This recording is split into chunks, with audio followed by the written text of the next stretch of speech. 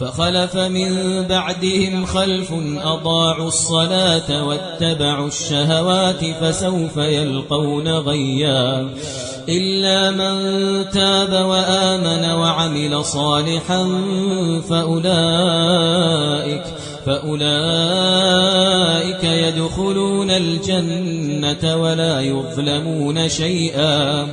جنات عدن التي وعد الرحمن عباده بالغيب إنه كان وعده مأتيا